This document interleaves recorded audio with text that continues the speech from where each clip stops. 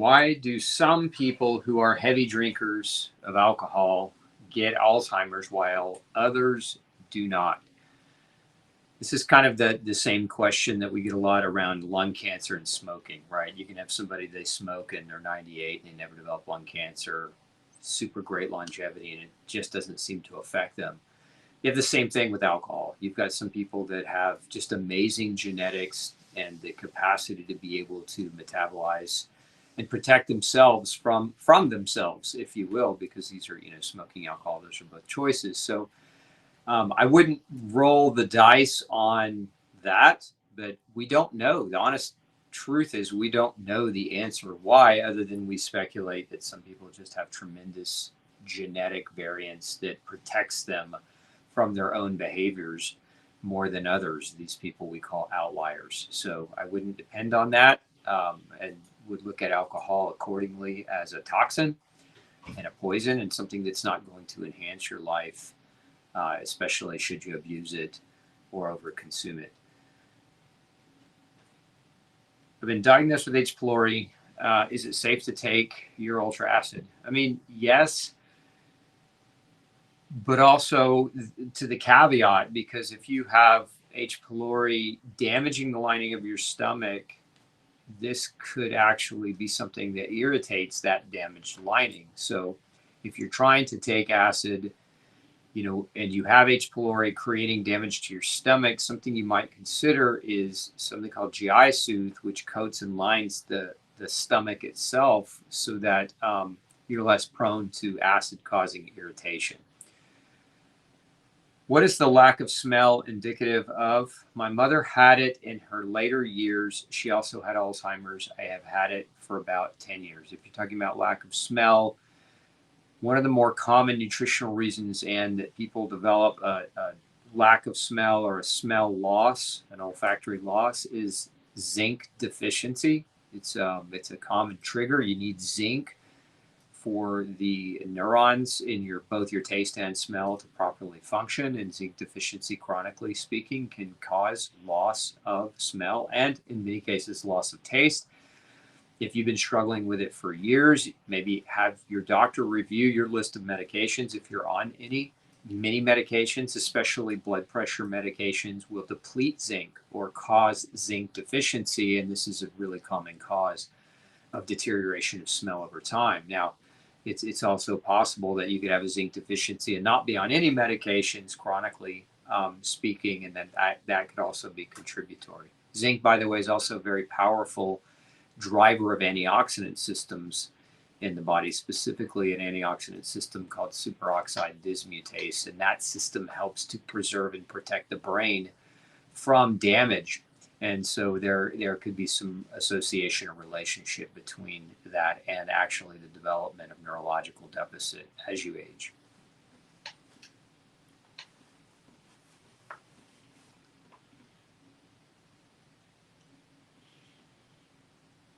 Is MCT oil good for the brain without side effects?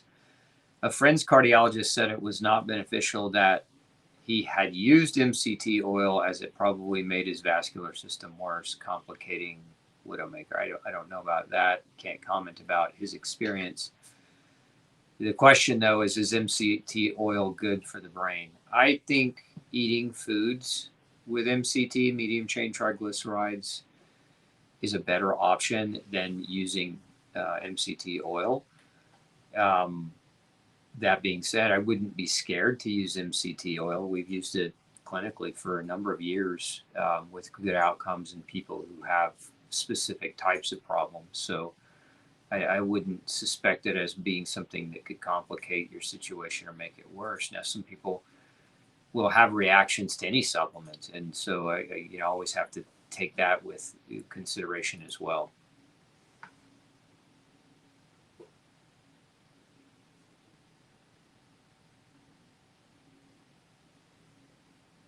Let's see, can you scroll down on the left for me?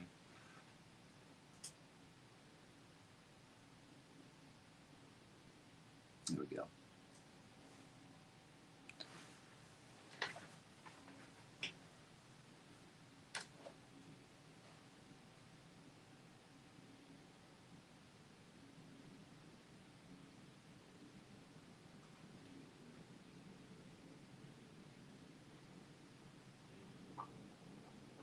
Sorry, folks. I'm trying to delineate through your commentary to get to the questions, and so if you see a long pause, that's me just scrolling through. I'm on day 2 of gluten-free, dairy-free, low FODMAP. I am still having some issues. Does it take time to feel better, or is there something else getting to me? It could take time. Remember, Danga, remember this. It can take 2 months approximately to get gluten out of your system. We actually did an entire show on that very topic that you might want to check out. So, don't be discouraged if you're just on day 2 and you're not, feeling light years better. Now, some people do feel tremendously better in a few days, but it's just not the standard rule of thumb. And it takes 2 months to 3 months to get the gluten out of your system and to stop the inflammation.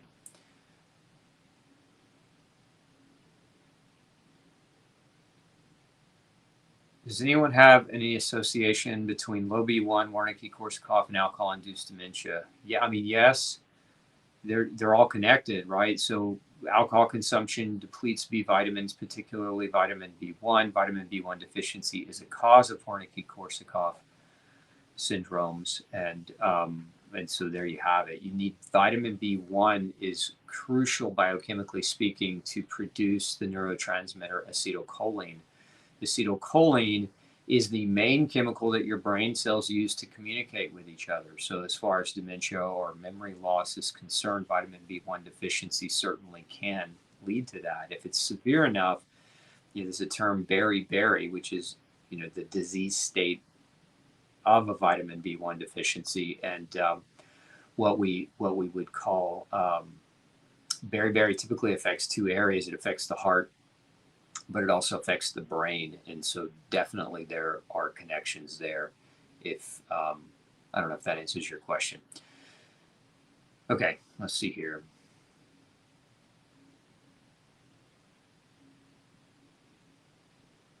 Wondering about the inability in methylating B vitamins. When I take any B, it flushes out in my urine. What can I do? So Diane, I think you might be a little bit confused on methylation versus excretion. So when people have genetic mutation or genetic variation in their methylation pathways, it doesn't mean they can't absorb the B vitamins, and it doesn't mean that they excrete them out at higher rates. What that typically means is they might have a greater need for certain B vitamins that play a role in the methylation pathway. This topic is so misconstrued online. There's so many doctors and health gurus out there that don't know what they're talking about, trying to talk about this. But I would encourage you to go back and watch my interview with Dr. Ben Lynch, who wrote the book 30 Genes, which is all about methylation. And really check that interview out because it might give you better clarity. Those of you that have, MTHFR, MTR, MTRR mutations don't need to worry about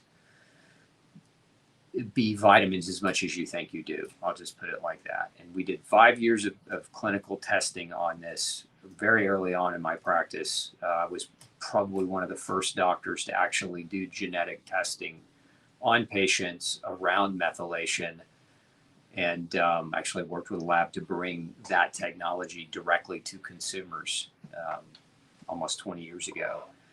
And what we found is that people with genetic SNPs for MTHFR didn't have better outcomes just because they were supplementing with methylated B vitamins. And actually what they needed to do was change their environment and change their diet, because what puts your methylation into a crunch isn't so much that you have a mutation, but it's the choices and the environmental exposures that you have.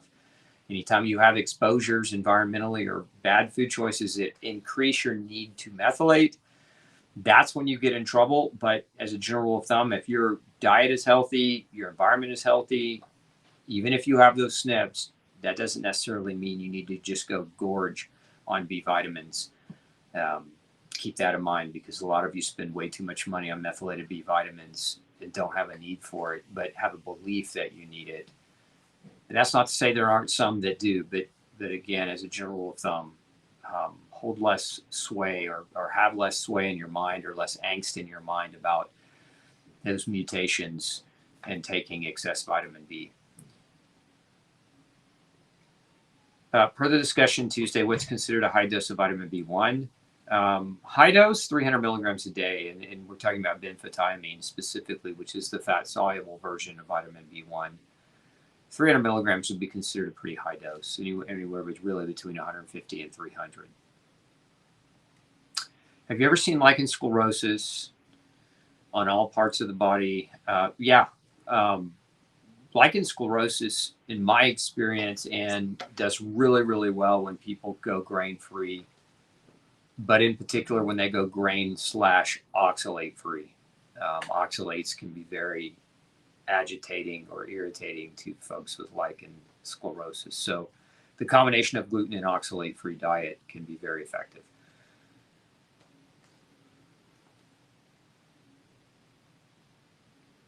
What intake of carb versus protein with healthy fats for memory? I mean, it's different for different people, but if you're aiming for the middle and just a good place to start, Allison, a third carb, a third fat, a third protein. There are benefits to all three. And we always like to look at nature. Nature starts with balance, and so should you too. Now, there are different qualities of carbs, fats, and proteins, and you want to pay close attention to those things. You could also have food sensitivities. And so certain carbs, fats, or protein-based foods might be irritative or inflammatory to you as a unique individual. So if you're struggling, even though you're in balance, then you might want to look at getting food tested to make sure you're not eating foods that your body perceives to be a threat or foods that are inflammatory. I've had word finding and short-term memory delayed recall issues for years, since college. How does one distinguish between early dementia and other issues, such as POTS, EDS, or autoimmune? Well, through testing mostly. I mean, it's very hard to, with dementia diagnoses, those are more clinical diagnosis of subjective symptoms. So a doctor, interviews you and does some, verbal battery and other types of testing to come to that conclusion. There's not a lot of objectivity in dementia diagnosis because there's not a lab test or a imaging test that says this is 100% dementia. A lot of times, the true diagnosis is made on autopsy, which that's no way to be diagnosed. As far as POTS and autoimmune disease, there are definitely ways to distinguish autoimmune disease. There are numerous different types of neurological antibodies that can be measured. And so you might get with a great neurologist with an understanding of autoimmunity and have those batteries of tests to rule out autoimmune-induced neurological damage. I don't know if that answers your question, but that's a good place to start, I think. In range, but on the very low side of iodine, plasma test, not intracellular. What's the best iodine to integrate?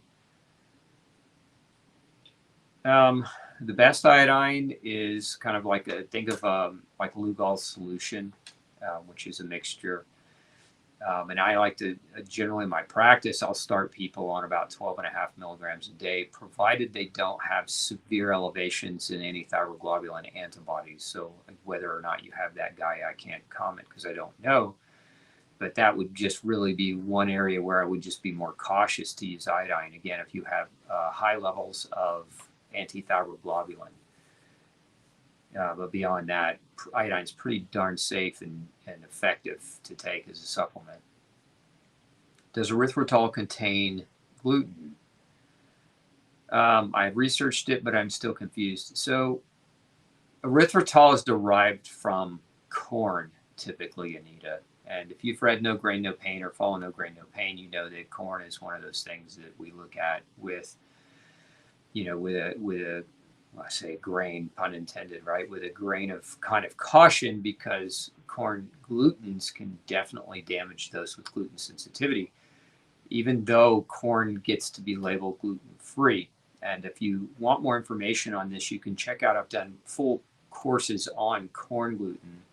We also have some really good research articles up on Gluten Free Society where you can go actually read the studies that show corn gluten can damage people with gluten sensitivity. And this is where there's caution with erythritol. Now, erythritol is derived from corn, so it may technically not contain corn gluten, but I just see a lot of people reacting to it. So I generally put erythritol in the no-go category, try to avoid that if you're trying to follow the no grain, no pain lifestyle. My father died with cancer. My mom died with Alzheimer's in 2020 because she had multiple strokes in 2017 and her LDL was 70. My question is, did my mom die from Alzheimer's or stroke? I can't answer that question. I don't know the answer to that. I mean, the autopsy should have given clarity on the actual cause or in some cases, multiple causes of death if she had one.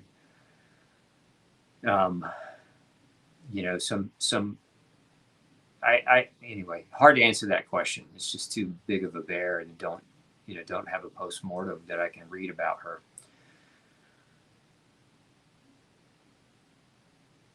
Can I take magnesium for blood pressure? You can take magnesium, certainly. Will it lower your blood pressure, though, is the question. And the answer is it depends. I've seen cases where magnesium lowers blood pressure tremendously well.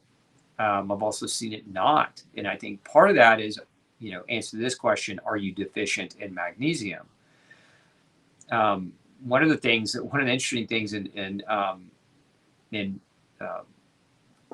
pregnancy is a lot of women develop a situation or a condition called preeclampsia, which is a high blood pressure induced by the pregnancy. And the treatment in the hospital is actually IV magnesium. It's one of the main forms of treatment. So any of you with blood pressure issues could certainly try magnesium and then monitor your blood pressure. And if it comes down, you have an answer. But magnesium is not a cure-all for high blood pressure. There are numerous factors involved with what regulates your blood pressure. And if you want to do a deep dive on those things, check out my crash course on blood pressure. It's a really comprehensive course that you can watch for free. How important is iodine for mental health issues? Could a lack of iodine also cause high and thyroid antibodies and other autoimmune disease? A lack of iodine can certainly contribute to thyroid antibody production. Is it important for mental health? Absolutely. I mean, your body can't make thyroid hormone, T3, T4, without iodine. As a matter of fact, the 3 and the 4 in T3 and T4 represents how many molecules of iodine are bound to tyrosine, which is the amino acid backbone of the thyroid hormone itself. So you need your thyroid to function for your brain to function. There's no doubt about that in that connection. So obviously you'll need it. You also need iodine to make progesterone and estrogen. And a lot of research now coming out on hormone levels and increased risk for different diseases. One of those, of course, being dementia. And so there's definitely correlation there. So iodine, very, very important regulator of progesterone production.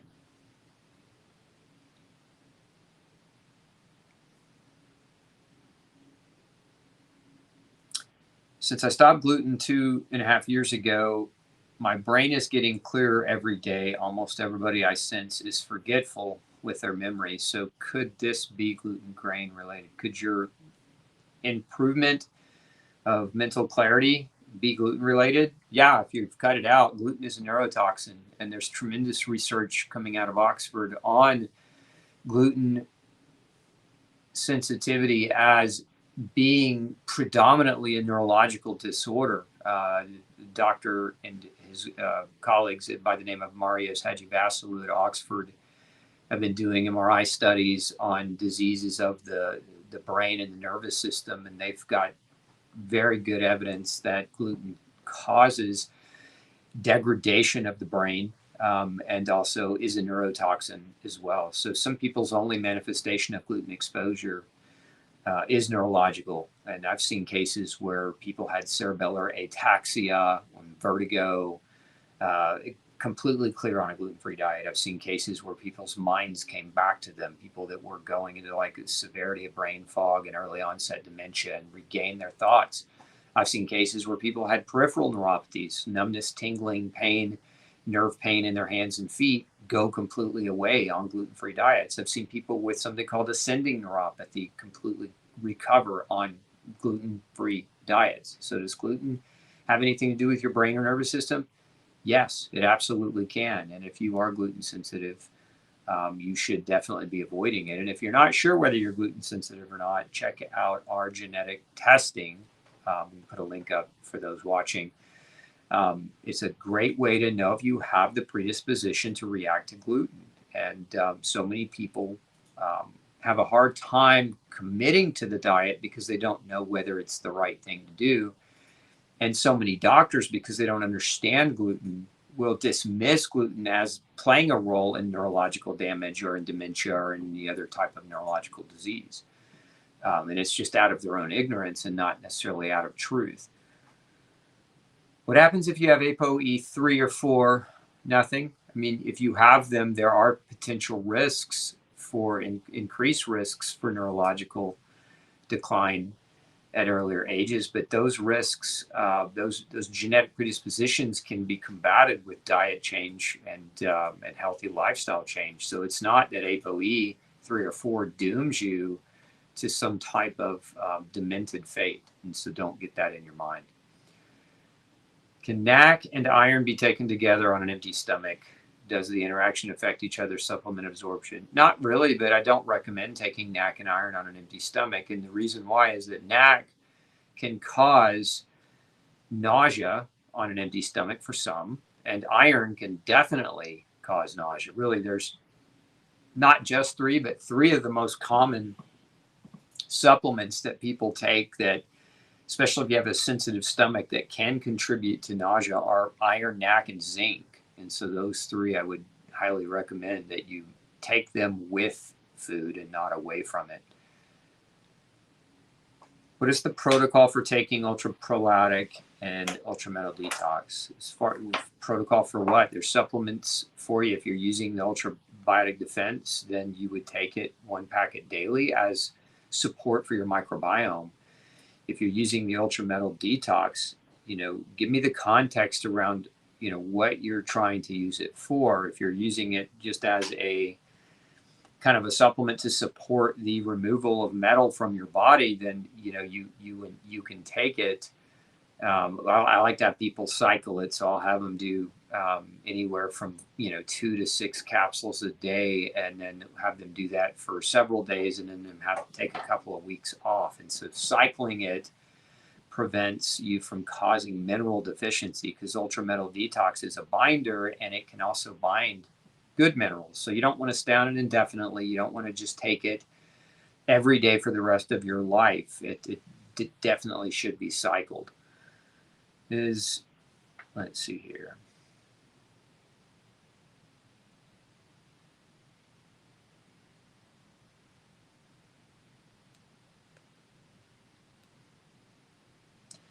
Have you ever done a show on pre-cirrhosis or reversing scarring in the liver? Yeah, we have, Sharon. We've got an entire show on liver damage and recovering naturally that you can check out.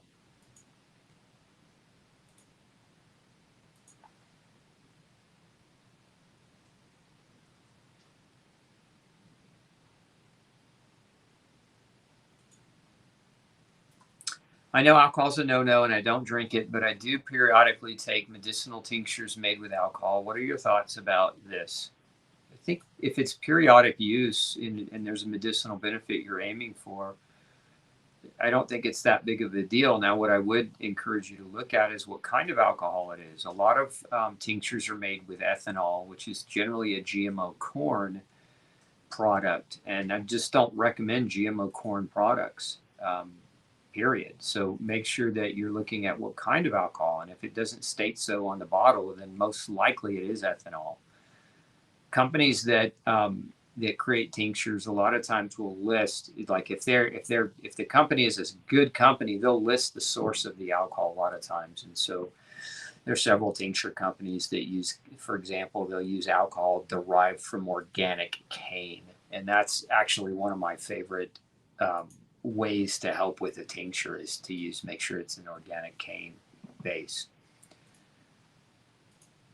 Best thing to help yourself absorb protein. So if you're trying to increase your protein absorption, I mean, you can take there's a couple different things you can take to support it. Number one, you can take an acid supplement, something like betaine hydrochloride. We have a product, Grace, called Ultra Acid.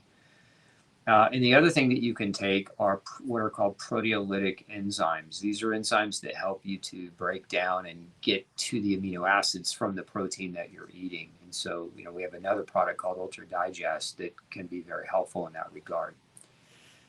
Outside of that, remember, it really largely depends on your gut. And if you are damaging your gut through your diet, we see this a lot, again, especially with like gluten sensitivity. People are eating gluten, they don't know it. And gluten is causing damage to their stomach. We see this a lot where the stomach damage reduces that person's ability to absorb their protein. And if they just quit eating gluten, their stomach will heal and it will absorb effectively again. And they don't need supplements. Now, in some cases, supplements can be very supportive and helpful. But it's always best to understand if you truly are malabsorbing protein, it's always best to try to figure out what that underlying reason is and not just medicate it, so to speak, with a supplement.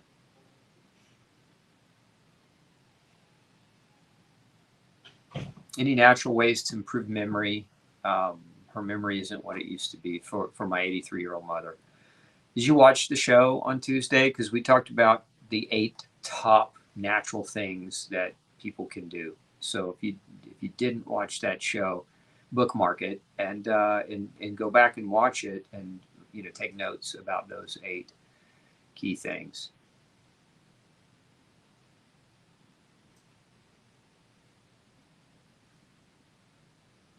What doctor maybe in your area would you recommend for lumbar spine disc pressure on sciatic nerves or problems? I mean, I'd recommend a type of doctor, but not a specific doctor. So like an orthopedic surgeon, if you're trying to assess whether or not you need a surgery for a lumbar herniated disc that was impinging on your nerve roots.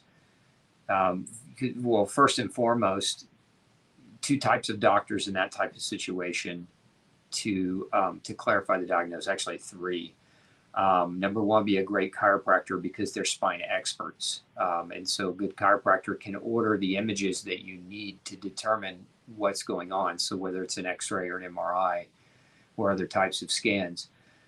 Follow that up with differential diagnosis from what's called a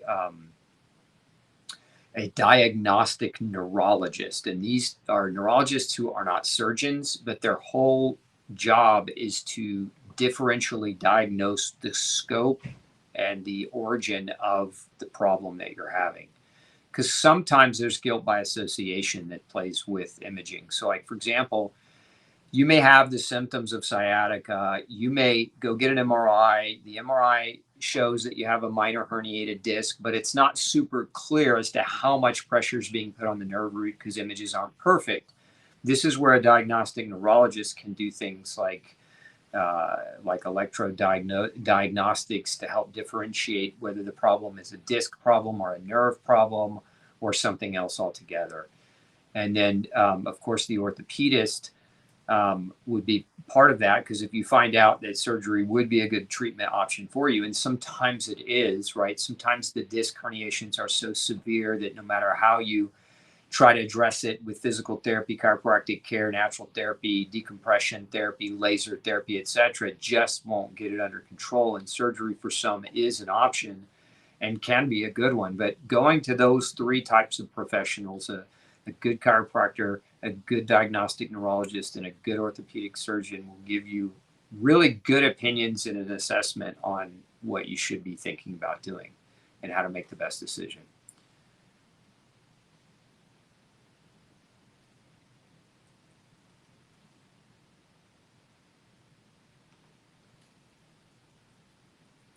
Is there a way to protect or minimize iodine dye effects with a heart scan? Meaning they're using the iodine dye to do your scan? Give me better clarity, Elizabeth, on your question. Any supplements or nutritional update on healing after shoulder or back surgery? Yeah, we have an entire web page dedicated to surgical recovery. So, Andre, if you want to go check that out, we can post a link maybe to that for him.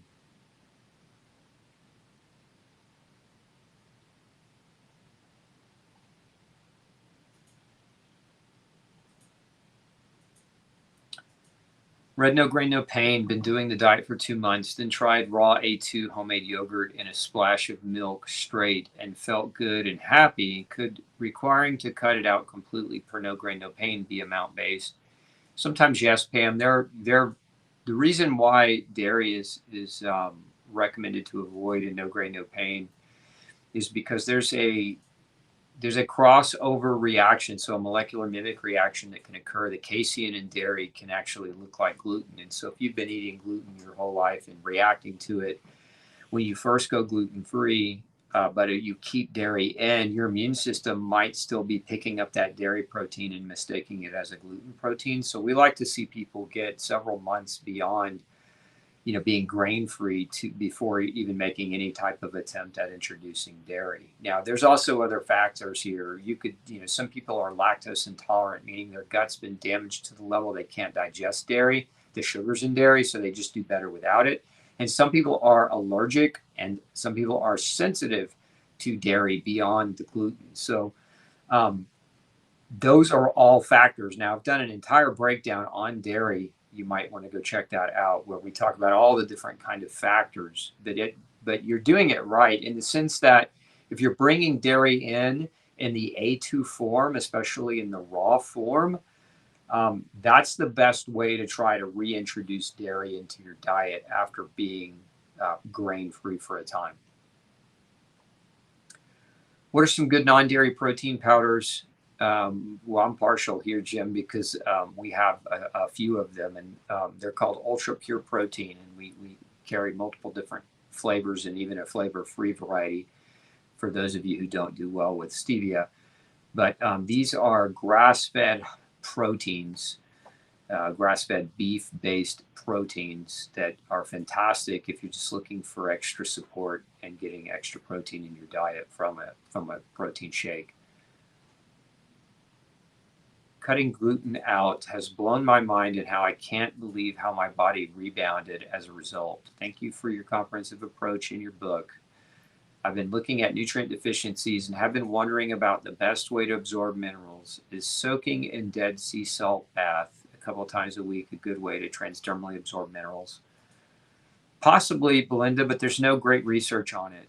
The skin does absorb, and many medicines are delivered through things like patches and pellets, etc. But no one's ever done the scientific validation of, regaining mineral adequacy through soaking. So theoretically, yes, but it's not something that I would do independently of supplementation, meaning I would never tell like a patient in the clinic to soak in those types of baths as a means to correct their mineral deficiencies if they have a lot of them from their tests. Like I would use oral supplementation because it gives us predictability in terms of dosing and in terms of outcomes. There is no predictability in soaking. Now, that being said, if you feel better doing it and it's helpful for you, I don't want to discourage it either. We just don't have enough scientific data that says that soaking is more effective than food-based or oral supplementation.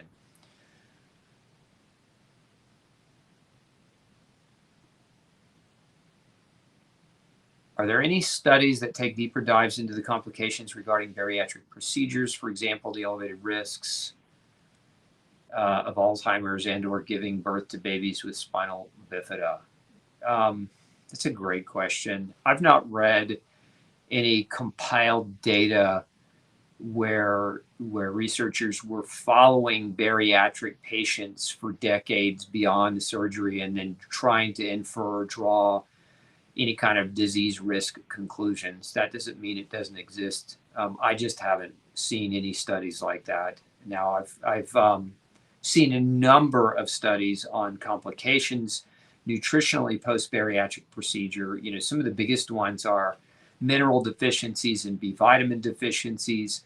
malnutrition all the way across the board. And we know malnutrition plays a role in Alzheimer's. And we also know that malnutrition plays a role in spina bifida. I mean, specifically, we know that folate deficiency during pregnancy can contribute to and cause neural tube defects like spina bifida. So, there's definitely studies that show nutritional loss as a consequence of bariatric surgery long term and as a major risk. Any of those of you who have had bariatric surgery, if you're not getting your nutritional status checked every 6 months for the rest of your life, you're playing Russian roulette with your health. That's my opinion. I see some of the worst cases of malnourishment in people post-surgery.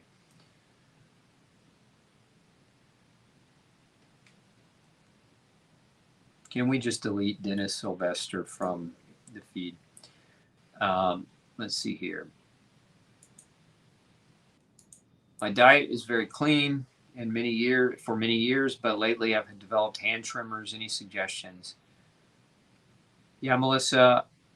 One, it's when people tell me their diet's clean, and I'm not gonna say this to pick on you. I'm just saying it because I want you to think about it, right? So, what does it mean to have an extremely clean diet?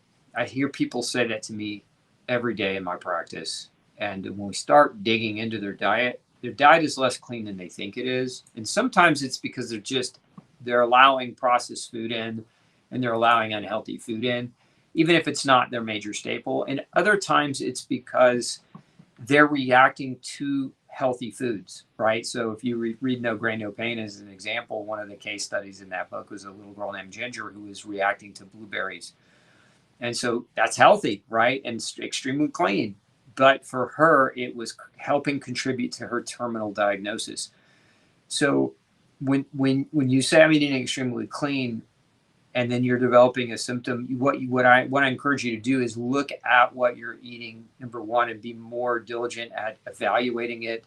And then number two, consider food testing, because you could be eating clean foods that for you are problematic.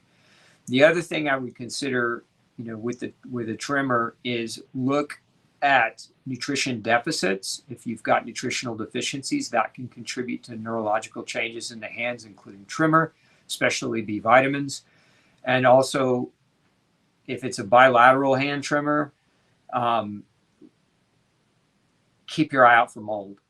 Mold is also very dangerous neurologically. It damages the brain. It damages the peripheral nerves. And so you definitely want to maybe potentially look around your house and look for potential sources of water intrusion or other issues that might be leading to that. If it's a single-sided tremor, meaning it's only in one hand and not in both, then you could have a neurological issue that's peripheral in nature, and this goes back to maybe getting with a diagnostic neurologist to see if there's something specific physically happening in your spine, spinal cord, or around your nerves. And that's if the tremor's only on one side. Because anytime we see a symptom neurologically that's only on one side, is usually, not always, but usually it's not systemic inflammatory. Usually it's a physical issue, whether it be a nerve compression or a lesion in the spine or around that, where that nerve exits the spine, or some type of physical aberration that's contributing to it. So again, a good diagnostic neurologist can help you differentiate.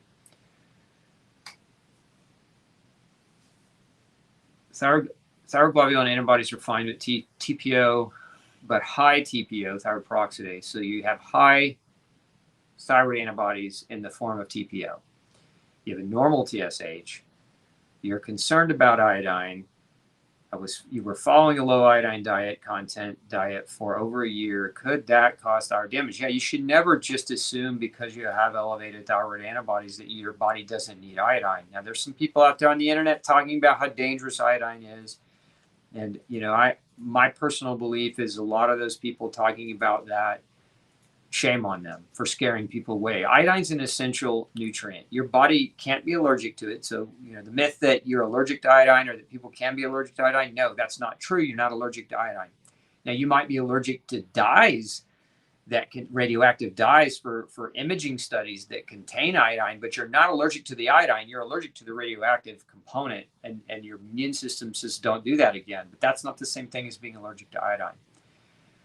If you haven't been tested, you should be tested, Monica, because know whether or not you're low, because you can do damage to your thyroid by not getting adequate iodine. And never assume that because you have an autoimmune thyroid problem that you just don't need iodine and need to go on a low iodine diet. It's bad. It's a bad move.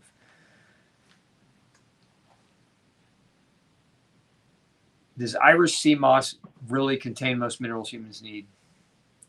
I mean, that's a huge variable question. I mean, where was the Irish sea moss harvested? How was it harvested?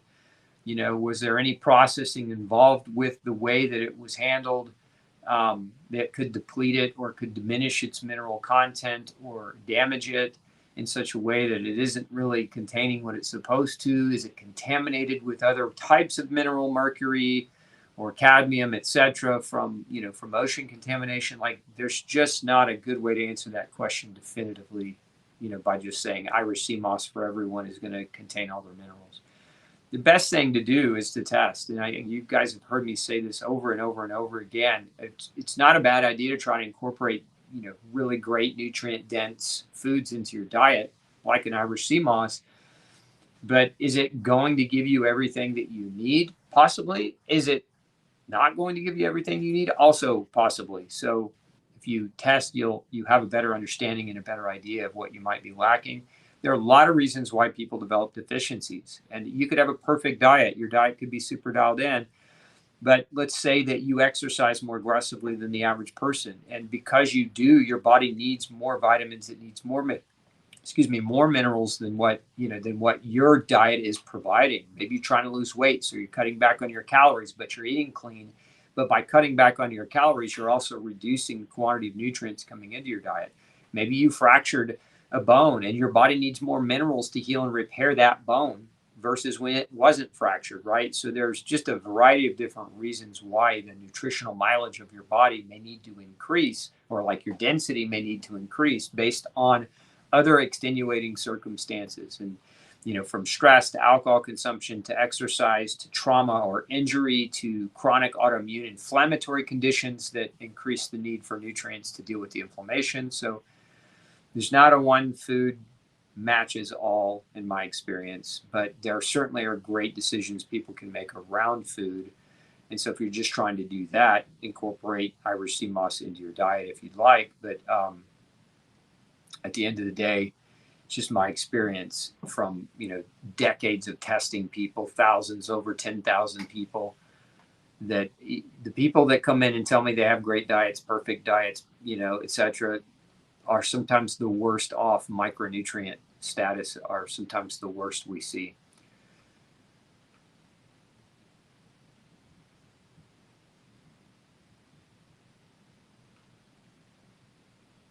Which one of these combinations is dangerous? Low ferritin.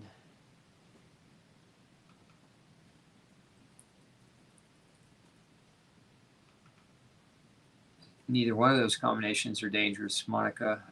So if your ferritin's 20 and your iron is 77 and you're a female at an age where you're having a regular monthly menstrual cycle, both of those fall within the reference range. 20 and 77 falls within the reference range. 135 and 77 falls within the reference range of both ferritin and iron. However, the first one, the 20 and the 77, what happens when a woman has her cycle is she loses blood. And when you lose blood, you lose iron and iron storage. And so you can get transient dips, and that would cause a woman to develop an iron deficiency over the course of, a 2-week stint post her cycle. And that can cause things like fatigue and brain fog and clouded memory and irritability and muscle aches, because that's what happens when you develop anemia. So we see a lot of women cyclically develop transient anemia if their ferritin is low and their iron is borderline low. So, but I wouldn't say either one of those is dangerous. Is there a link between ADHD, autism with gluten sensitivity? Yes, there is. Let's post, I think we have an article on that for Anna.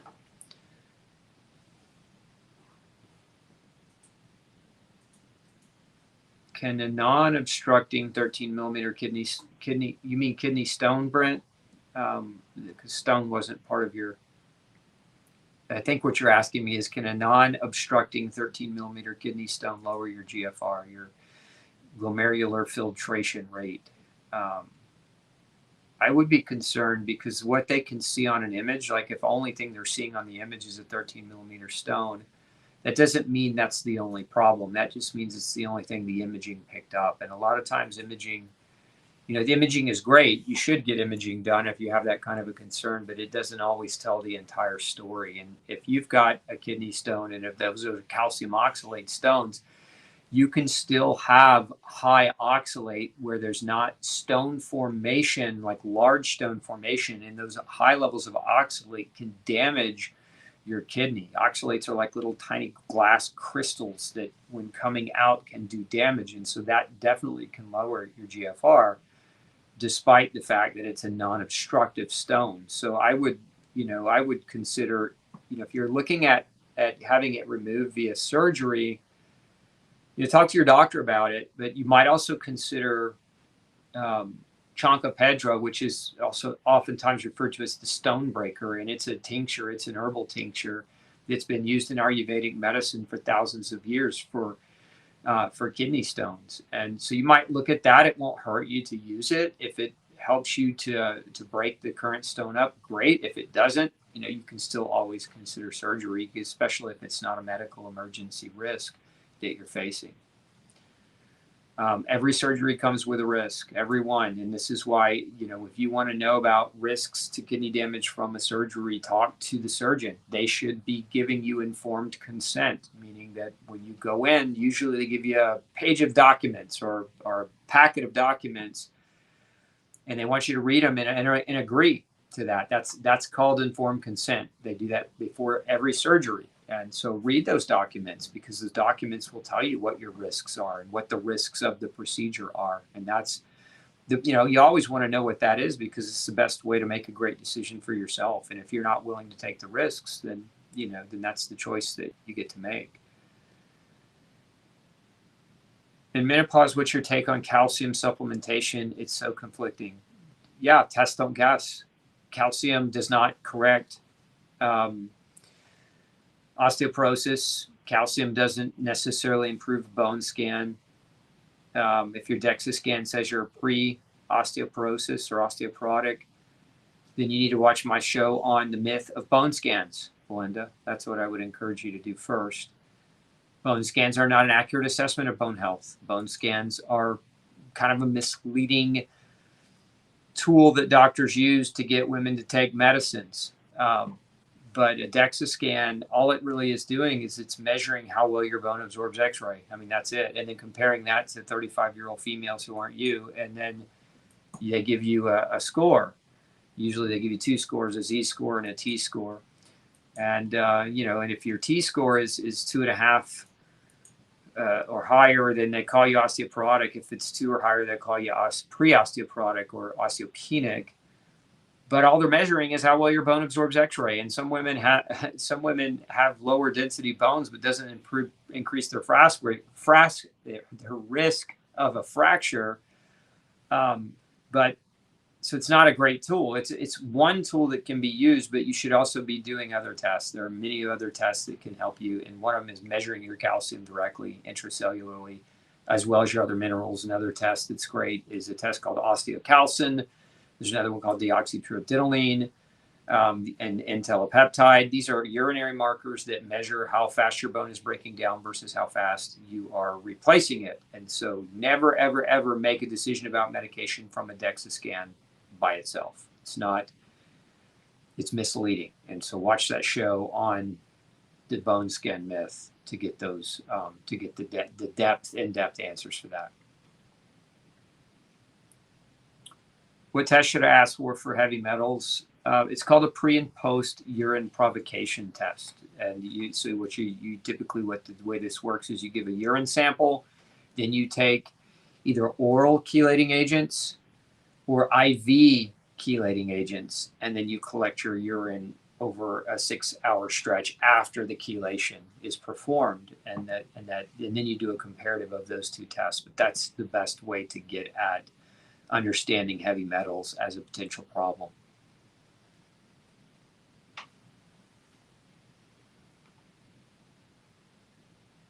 I have slight marrow edema in my lumbar spine. Is that serious?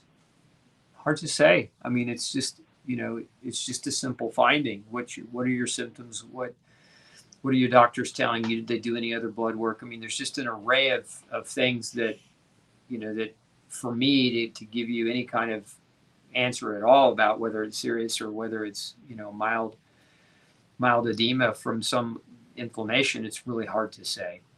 So you need to get it.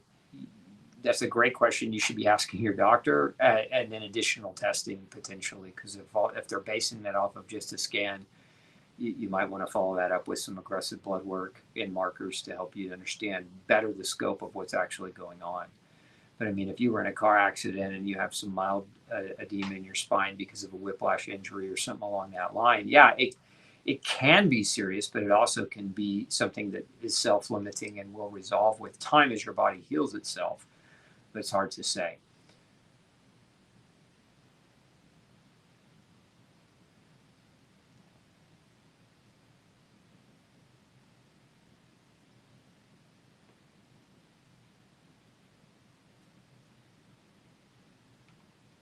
Most common causes of hand tremors in one hand.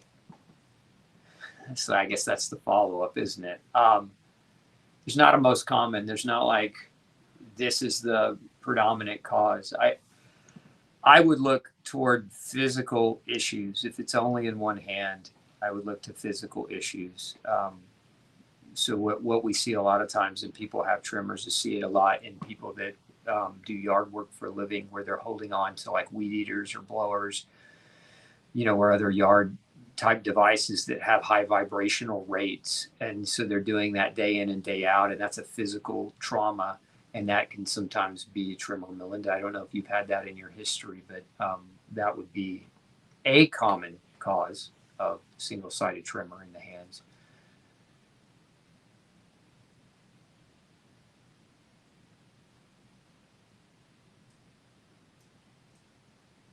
So are you too busy for appointments now? It's a nightmare trying to schedule a discovery call. Customer service, not so great. I would disagree with you. We have stellar customer service, but we save our resources for people who are actually clientele. And so, do I take on new people? Yes, but we're booked out, I think, to January or so. So it's not an easy endeavor unless you've got patience and you want to wait. That being said, you can see my associate doc. He's fantastic. I've trained him. He's been practicing 27 years, and he can also get people in generally within a couple of months. So it's a much shorter wait to see him. Is ALS similar to Alzheimer's, and do you think could be similarly treated? No, ALS. I mean, is the similarity? No, I mean they're different. They're different pathologies. ALS, amyotrophic lateral sclerosis, is an autoimmune nerve disease, and there are different varieties of it, and it's very, very challenging to treat. Extremely. My stepfather died from ALS when I was young, and what we think caused his predominantly was a combination of mold and a combination of heavy metal exposure. He was a welder and was exposed constantly to metal dust and inhaling metal dust, and so he developed it, and it was unfortunate. But for many people, ALS is a tough one because it's not as responsive as a lot of the other forms of autoimmunity are. But my suspicion of it, and I've seen several cases, and a lot of the cases are mold, where people just don't get out of their mold, and so they don't have an opportunity to recover because they never get out of the mold that's driving the underlying fundamental pathology of the autoimmune process.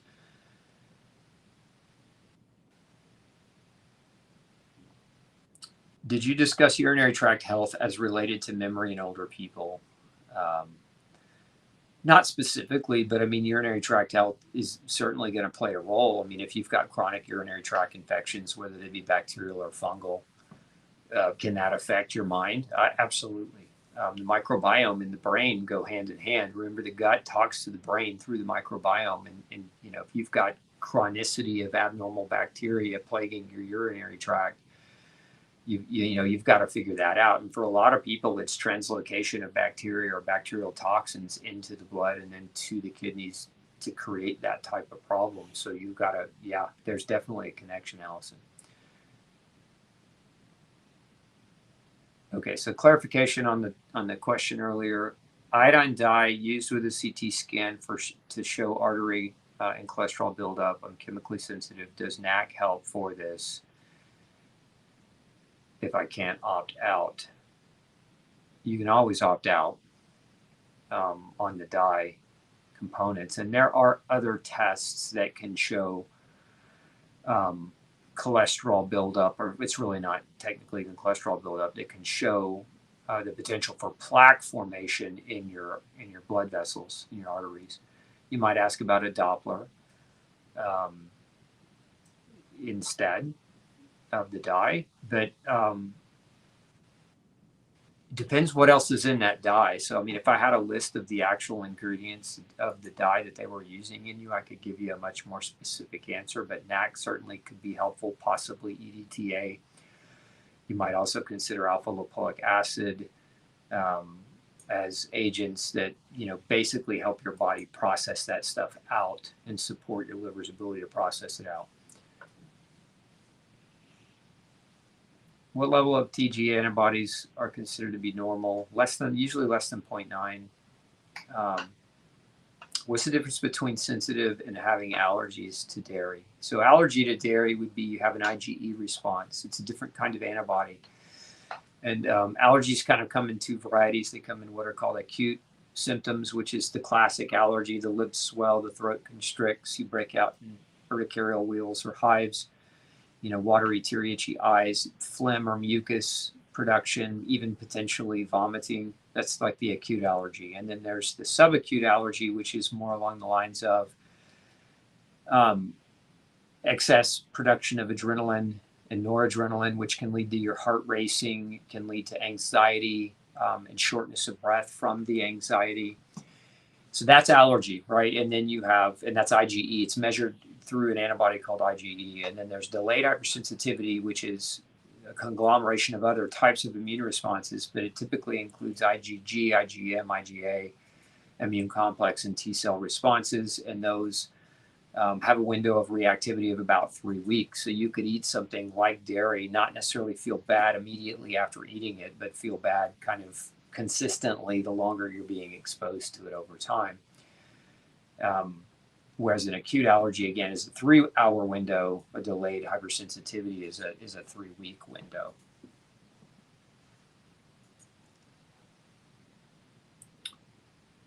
Does grounding help with rheumatoid arthritis? I mean, grounding helps with a lot of things. It just helps, but it's not going to solve rheumatoid arthritis. People don't develop rheumatoid arthritis because of a deficiency of grounding per se. My experience, most people that develop rheumatoid arthritis, it's either because they have a microbiome imbalance. There's certainly different bacteria that drive the process of RA, things like Klebsiella and Pseudomonas.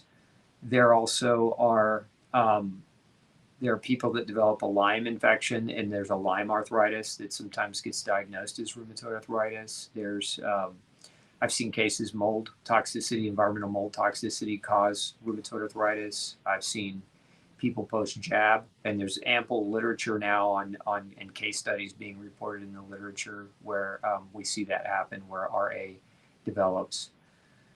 I've seen like 5 cases in the past year of that type of development. And then there's also vitamin D deficiency is linked strongly with rheumatoid arthritis, and gluten exposure is directly linked to rheumatoid arthritis. So it's multifactorial, typically, Fawn. It's not one thing. Grounding might give you some benefit or help, but I wouldn't stop at grounding. You got to look for the conglomeration of triggers that all convene together to create that perfect storm for that diagnosis. How long can it take to start recovering from neurological issues? Nerve damage takes the longest. It's because nerves heal more slowly. Gut damage is the quickest. The gut is brand new every 2 to 7 days. Nerves, on the other hand, can take months. So several months is a minimum for neurological issues to start seeing improvements, is where I would kind of try to set you up in your mind. And if it happens faster, great, but I wouldn't expect it sooner than that.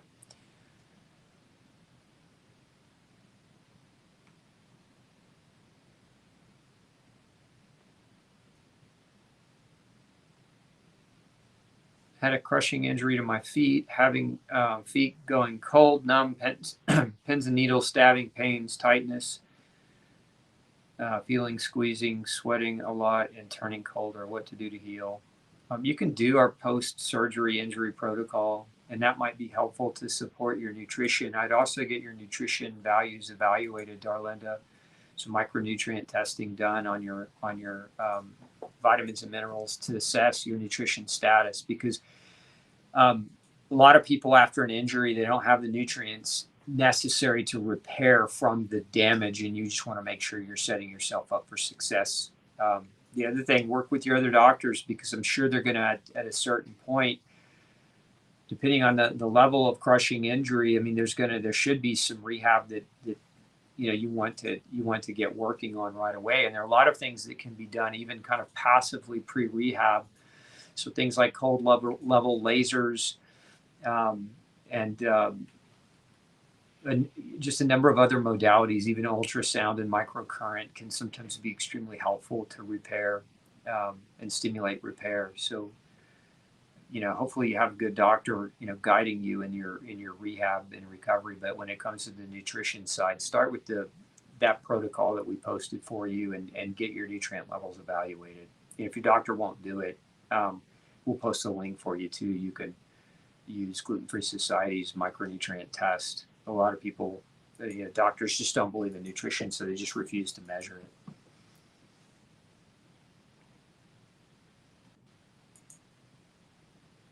It's a question about glaucoma, cataracts, and gluten.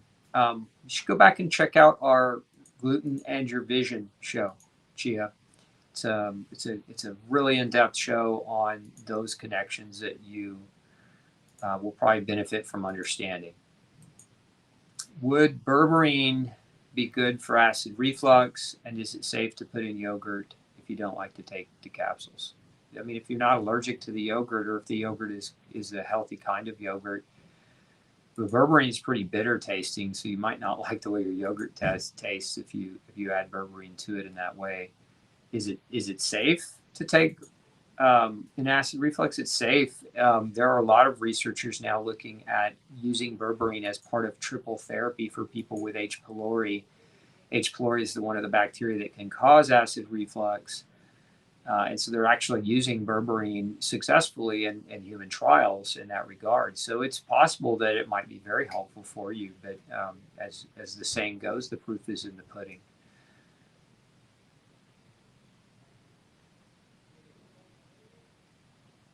I just found you about 4 days ago, bought your book yesterday. I'm so glad I found you. I'm going to start the 30-day challenge this weekend. Awesome, man.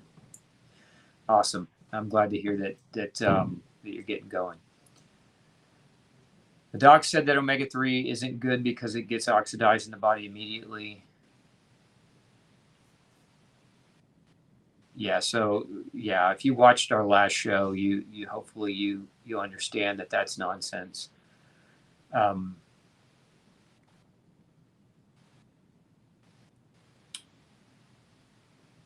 Can you make your own bile salts? Yeah, your liver produces your bile, Tammy. I'm not sure I understand your question thoroughly, but your liver, if it's healthy, makes bile, and then your gallbladder stores the bile and secretes it under the influence of your digestive tract when you're eating meals. So, but yeah, you make your own bile salts in your liver.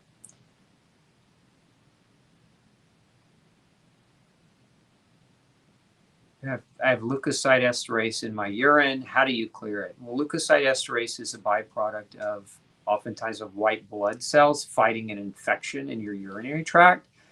So if you have positive high leukocyte esterase, you might ask your doctor to run a culture on your urine to see if they can tease out the bacteria, because a lot of times if they can tease out the bacteria, they can do a sensitivity test to determine which type of antibiotic might be most effective. If you're not trying to go the drug route, you want to use just support the urinary tract with natural things. You can use D-mannose.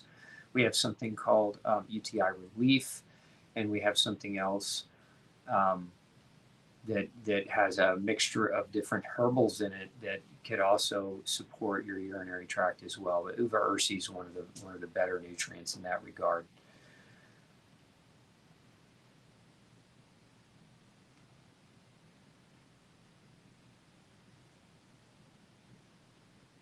To see if mold and mycotoxins are affecting my memory, what is the best test for my body?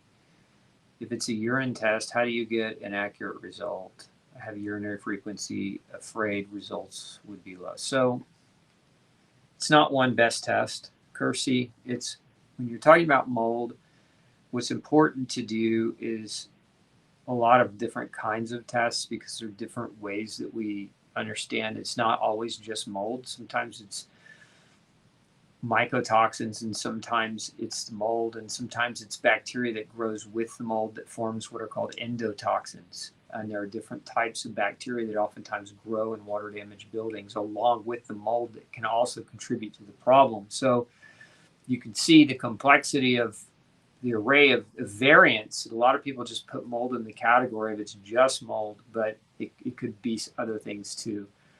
But you could do, there's several things. You could do a VCS, a visual contrast sensitivity test. That type of test, although not specific for mold directly, is present in 80% of people that are being exposed to water damaged buildings. So visual contrast sensitivity test is one type of test. You could do a neuroquant, and there are certain, a neuroquant is a three-dimensional MRI. So it takes an image of your brain, and certain areas of the brain will be atrophied or damaged when mold, mycotoxins, and biotoxins are playing a role in your health issue. You could test your house. You could do what's called PCR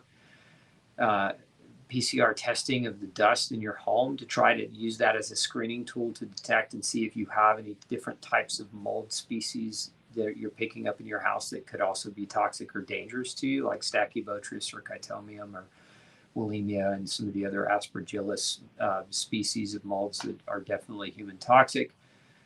You can do urinary mycotoxin excretion, although I don't recommend doing mycotoxin urinary testing unless you're already grain-free. And the reason why is if you're eating grain, you are going to create a potential false positive on a urine mycotoxin test. So it's because grains can be contaminated with mycotoxins. So if you eat the regular standard American diet, pizza, pasta, donuts, things of that nature, and you do a mycotoxin urine test and it comes back high, it's not necessarily high because because of the home per se with mold. So there are also a number of other blood tests that can help understand whether or not you've got a mold or microorganism, water damage building related illness. And so there are tests like transforming growth factor, beta 1, TGF-B1. MSH is another test. MMP9 is a test that is oftentimes run. So there's the key here, I guess, to say all that is probably very confusing, but the key is to find a mold literate doctor and don't try to guess your way through mold. Because it's the people that try to do that. The longer you're in it, if you are in it, the longer you're in it, the more profound the damage, the harder it is to recover. So the quicker you can get with a doctor who is mold literate and understands mold-related illness, the better off you're going to be. What can be the issue of the body starting to rock or vibrate when you're trying to fall asleep? Mainly in the legs, but happens to the whole body sometimes. Yeah, this is a very common side effect of sympathetic dominance. Your sympathetic nervous system should be going to sleep when you're trying to go to sleep, and people whose sympathetic nervous system stays activated will have kind of a vibration sensation, restless legs, trouble falling asleep, and that's because you need your parasympathetic nervous system to turn on and relax you. You need your vagus nerve to turn on and relax you. So, what could be causing that anything that puts your body in a fight or flight state. When you eat food you're reactive to, that puts your body in fight or flight. When you're exposed to toxins environmentally, that helps put your body in a fight or flight state. When you are in a bad relationship and you went to bed and maybe you had an argument, that can put you in a fight or flight state. So mainly it's food that you shouldn't eat that's toxic, toxins in your food, toxins in your environment, toxins in your air or your water. All of those things can contribute to hypersympathetic dominance that can cause that series of symptoms. And certainly there are nutrients that your adrenal glands need to help be in a parasympathetic state, things like vitamin C, and also vitamin B5 or pantothenic acid are very important along those lines. So a lot of different things to consider there, but hopefully that gives you some areas to start looking. Kathy said, I ordered the deficiency test, got the blood done, just wondering when and how I get the results. So the Gluten-Free Society will reach out to you and send your results to you generally through the email that you provided. And that generally happens anywhere from 3 to 4 weeks after you get your blood drawn. Just sometimes the lab is quicker and sometimes it's a little slower. And if you have any questions, Kathy, you can always reach out to glutenology@gmail.com. And that's our customer service support email.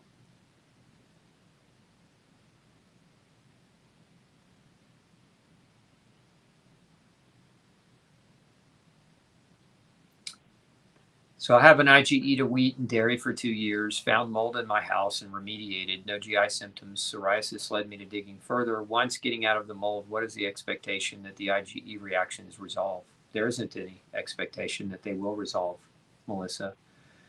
IgE reactions could be permanent. They could be, what we would call a true allergy versus an acquired allergy. Now, if it is an acquired allergy from the mold and it's, and it's not getting better, generally within 2 to 6 months, look, remediations fail all the time. It's one of the problems with the remediation industry. I just talked to somebody yesterday who just won their lawsuit against their remediation company, but her and her family had remediation done several times in their home and it failed each time because the remediation company was cutting corners. And if you're not an extremely mold literate individual, it's hard to know when they're cutting corners. And in their case, this woman was completely debilitated by mold after remediation had been performed and took years away from her life. So if you've had remediation done, did you have a good mold inspector that was independent from the remediation company come out and check the work of the remediation company? Because if you didn't, that's your next step really, is to make sure that remediation was done and that the work cleared the mold from your home.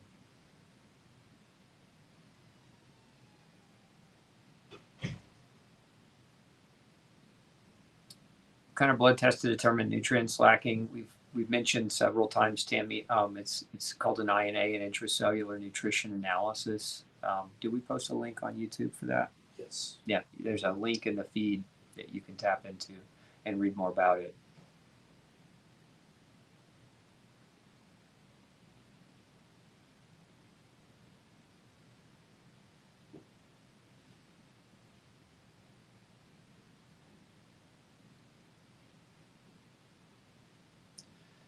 Is diatomaceous earth safe to take long term? No, I wouldn't take it long term. If you're taking it for a very specific purpose, in a confine of time, then it can be helpful. But I wouldn't just take it indefinitely. Advice for Parkinson's? Yeah, find the mold, because that's my experience with it. Almost every person I've ever seen with Parkinson's is in mold. And I believe in a large part that Parkinson's is a mold-related illness.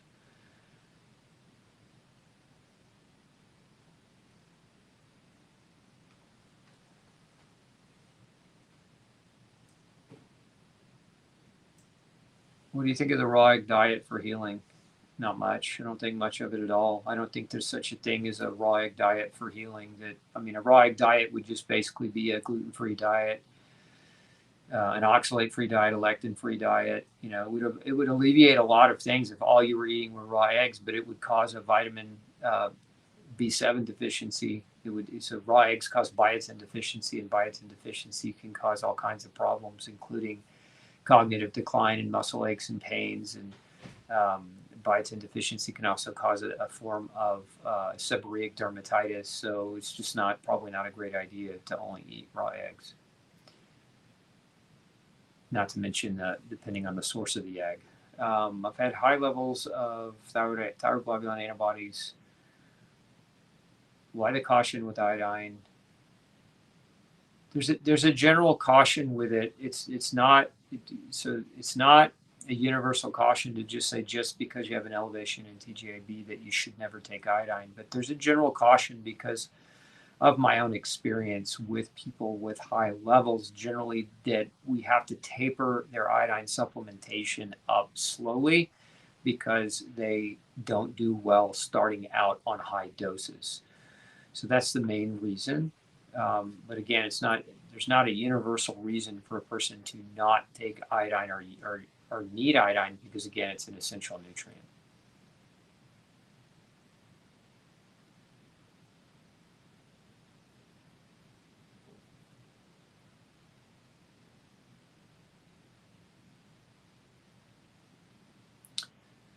What one thing would you recommend for memory issues?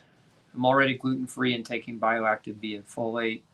There isn't one thing, Laura, and I hate to be that way, but simplifying complexity, when it just isn't possible because there's not one reason why a person has memory issues. I mean, if we're talking about what's potentially the biggest needle mover, it's 4 things, not one. It's measure food reactions, measure chemical reactions, measure microbial imbalances, and measure micronutrient status, vitamins and minerals. So if you're trying to pigeonhole me into saying the one thing, it would be cluster those 4 things into the one thing that I would say people with memory issues should do.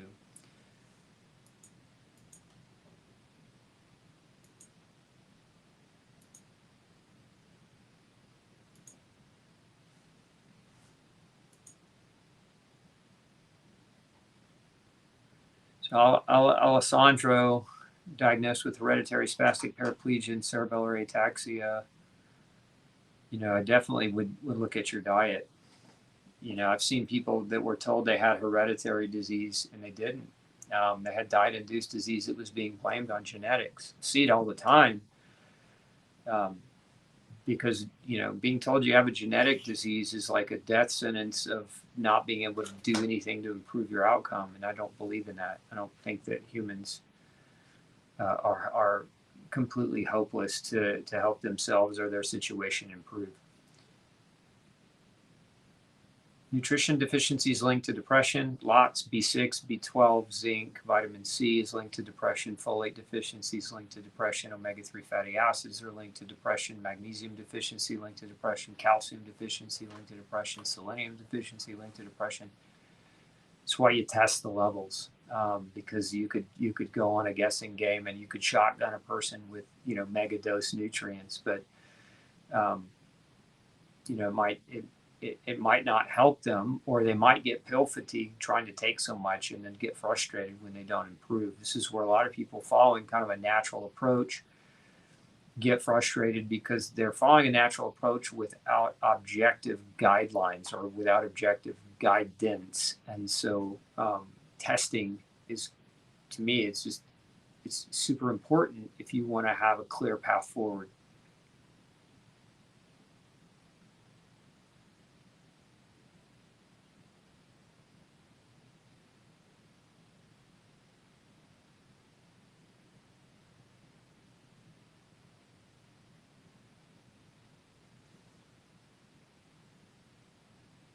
My son regressed in autism due to C. diff and heavy metal. He is 6 years old. Do you think his brain can heal? I think anybody's brain can heal. I've seen people in their 70s and 80s have improvements in their brain function and healing. So never assume that it can't. I would say if C. diff was what you suspect, that surely that somebody's treating that, or you're having him treated. You might also look at the potential for having him do like a fecal transplant, because that's sometimes a very effective way. There's a lot of research now coming out on neurological improvements, brain improvements with that type of methodology.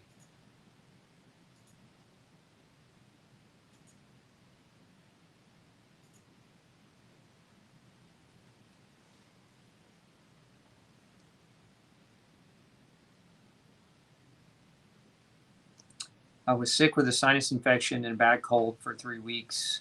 Lost taste and smell. Any recommendations to get it back? Zinc. Anywhere from 25 to 100 milligrams of zinc daily. And if you take it with quercetin, Laura, 1,000 milligrams of quercetin daily.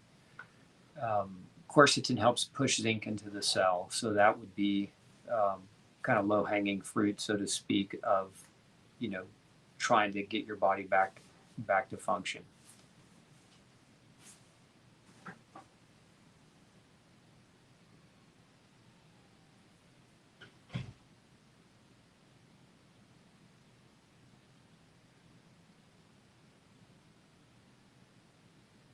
What can cause continual burping even hours apart from meals, and also starting up when exercising? Diaphragmatic spasms. You might have mineral deficiency.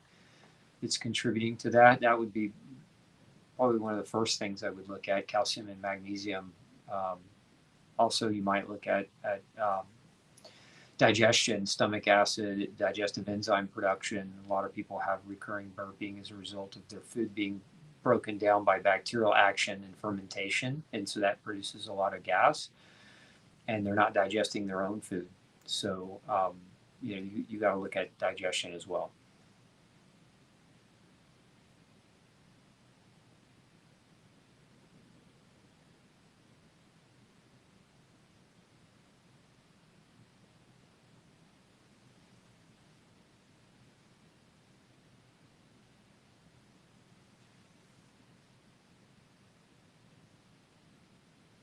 Let's see here. Go down a little lower for me.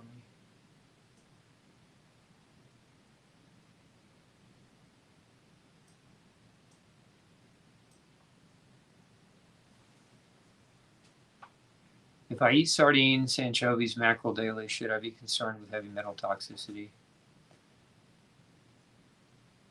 I mean, everybody should be somewhat concerned about it, but those are smaller fish, Adam, so I would be less concerned than if, say, you're eating tuna, large amounts of tuna every day.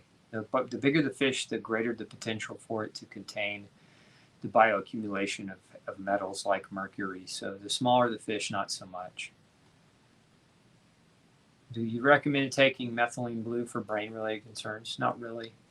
A lot of doctors are turning to methylene blue nowadays. I'm just not a fan of. I'm a purist when it comes to my approach, and I think that it's not to say that other things can't be beneficial or people can't experience benefit, but I think when you put something in the body that doesn't belong in the body, then the body has to deal with that. And even if it helps with symptomatic improvement, the body still has to deal with it. And so there's always a consequence. So when it comes to just general, I'm trying to support my body's ability to function better and recover, I'm always a fan of food first and behavior first. Food, exercise, sunshine, proper sleep, clean air, clean water, clean mind. If you're doing that well, you shouldn't need things like methylene blue to recover. That's my opinion on that and any other passive therapy. I have no gallbladder. Where are the bile salts stored? They're still made in your liver and stored in your liver, and your liver can still release them into your intestine. Even without a gallbladder, it's just not as, let's say, it's just not as efficient or accurate.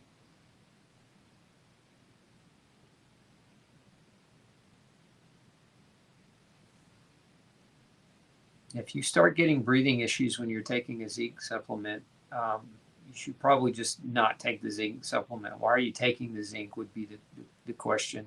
If there's a reason you're taking it, but you may not be deficient in it, so taking more may not be helpful for you, and that may be why you're having those symptoms.